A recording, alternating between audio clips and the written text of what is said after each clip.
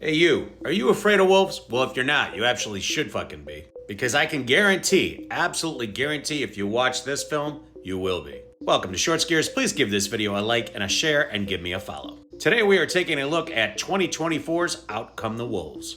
As director Adam McDonald is no stranger to helming excellent horror films, Out Come the Wolves is a strong follow-up to his two recent hits, Backcountry and Pyewacket. The film centers around three friends who spend a weekend together as part of a hunting trip. At the beginning of the film, we see there are some personal issues they need to work through, but then they eventually set out to hunt. Soon after, they realize they are no longer the hunters, but the hunted.